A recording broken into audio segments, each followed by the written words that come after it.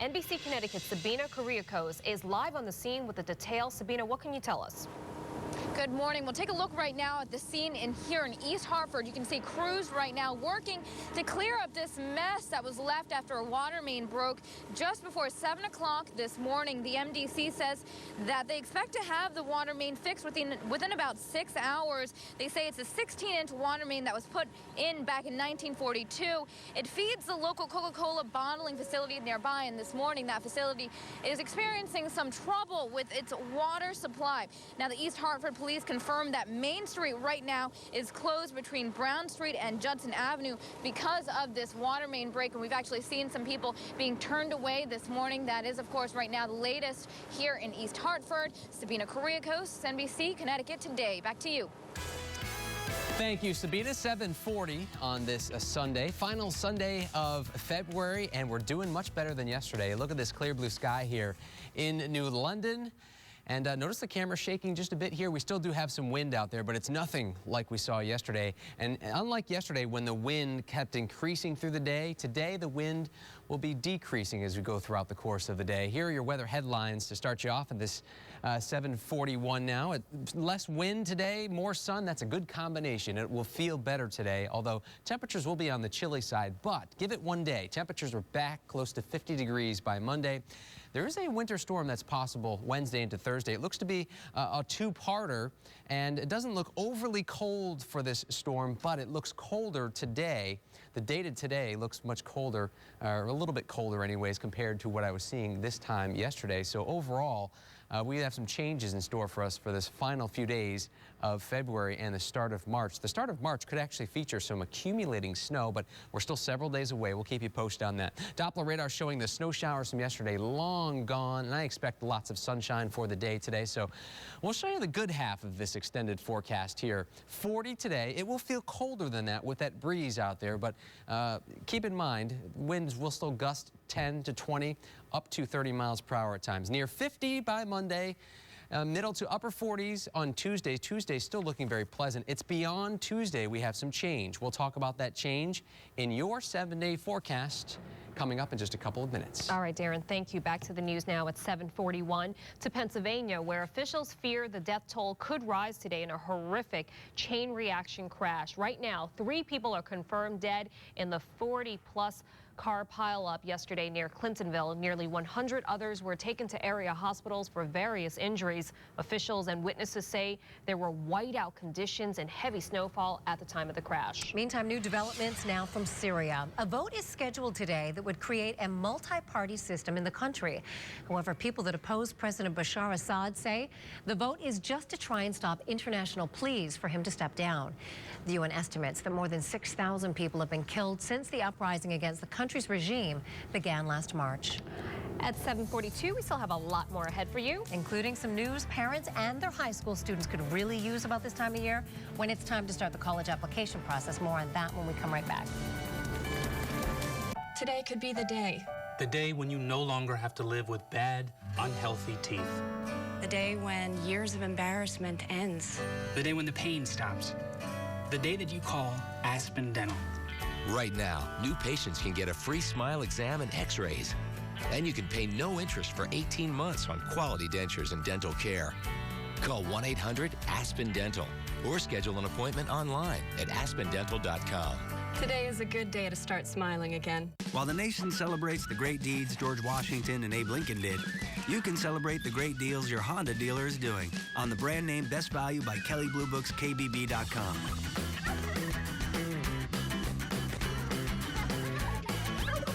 Deeds, deals, values. It's a great time to be an American. Honda's President's Day sale. The selection is huge with deals like 0.9% financing on a 2012 Odyssey for up to 60 months for qualified buyers.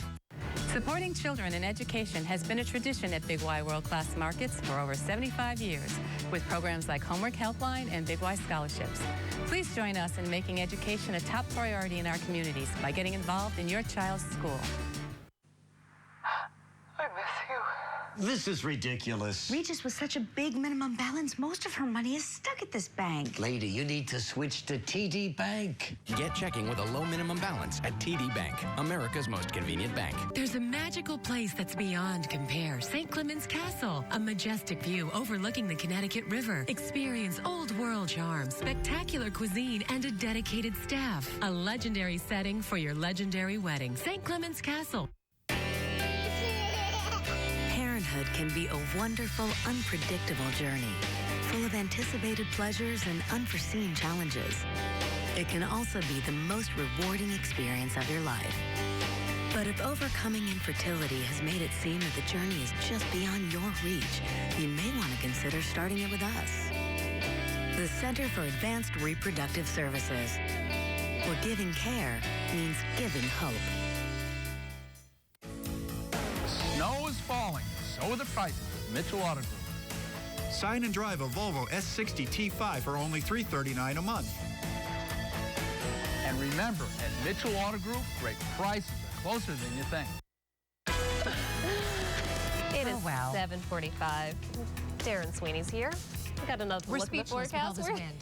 Yeah, a lot of wind yesterday. Wind calming down a little bit today, but the 7-day forecast is going to keep us active. It just looks like everything, like anything you can think of, throw it on the board, and there it is. Mother Nature's saying, hey, you know what? I'm running out of time here, so let's just throw it all out. On March 1st, nonetheless, the first day of the month. March 1st could, at this point, the way it's looking right now, feature some snowflakes. So we'll talk all about that in your 7-day. Here you go with live pictures in New Haven. Look at that brilliant sunshine this morning. Hopefully you're having a great morning. Temperatures right now in New Haven at 31 degrees.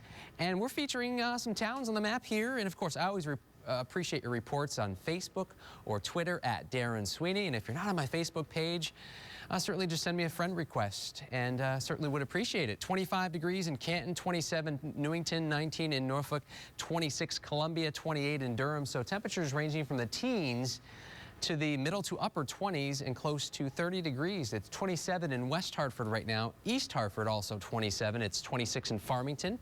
Good morning to you. And temperatures are, as I mentioned, across the board, ranging from 19 in Norfolk right now to right around freezing or so, or just below along the shoreline. 30 degrees right now in Fairfield. But you have to factor in these winds. Still gusting up to about 30 miles per hour in Willimantic. 21 mile per hour gust in Windsor Locks, and a 23 mile per hour gust, that's new, in Groton. So we're seeing the wind, which is going to bring those temperatures, the feel-like temperatures anyways, the wind chills down over the course of the next several hours. But I do expect the wind to relax as we go through the day.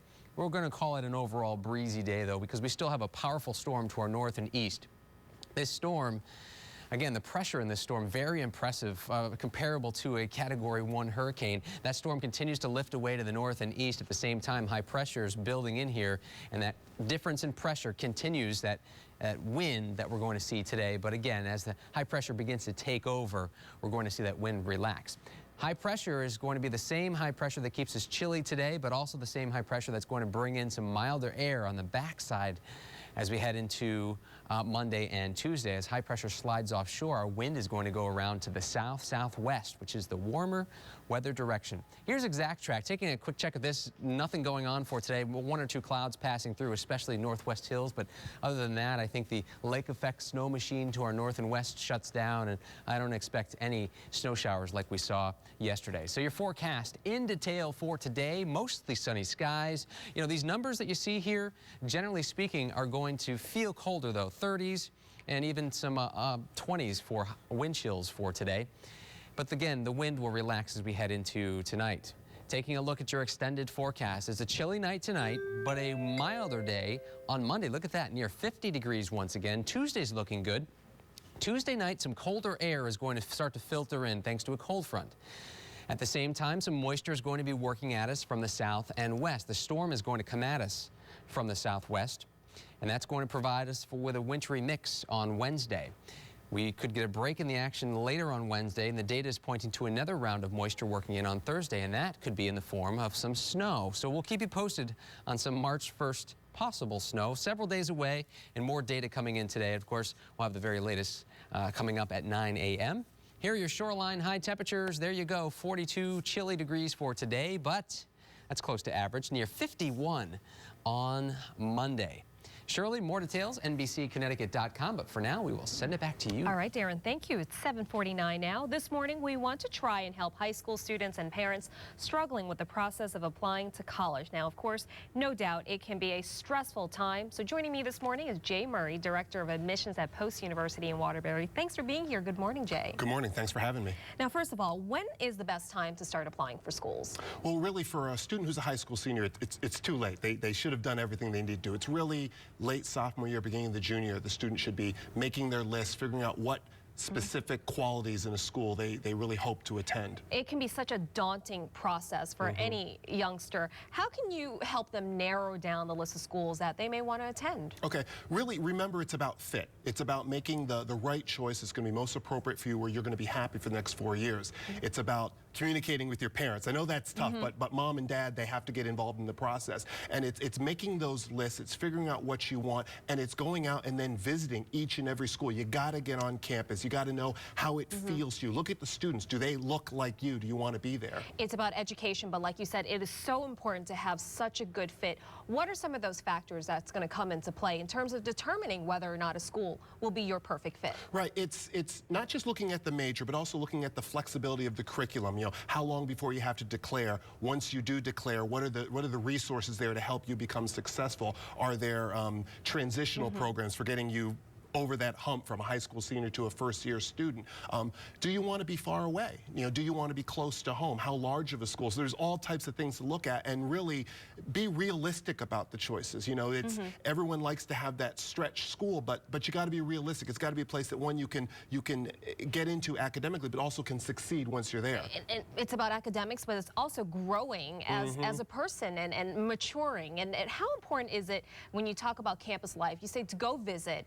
What are the questions you should be asking to make sure that that's a place that you're going to grow as a person as well, and academically as well? Yeah, it's really a good thing to, you know, do your research before you get there. Go on the web, go to the view books, call. But when you get on campus, you really want to find out, you know, how many students study my major, what resources are devoted, how many of the faculty have the PhD or the terminal degree in their field, in my field of study, what resources in the library are devoted, what are the internships available, what's the graduation rate, what are the potential jobs coming out of that field, to really, you know, and you want to keep notes from school to school. You want to ask the same questions, keep notes, so you can compare apples to apples. What's going to be the best academic preparation for me and my chosen field of study? Okay, and what's the next step once you're ready to apply to the list of schools you've narrowed down to?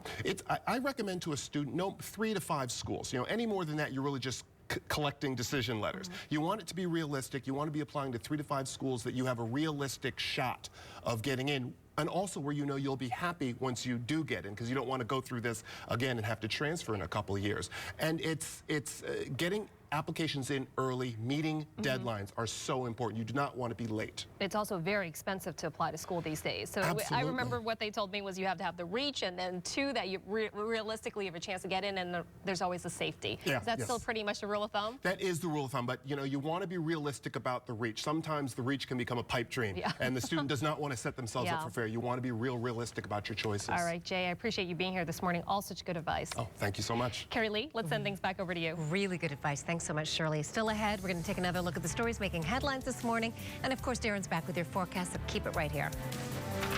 Learn more about NBC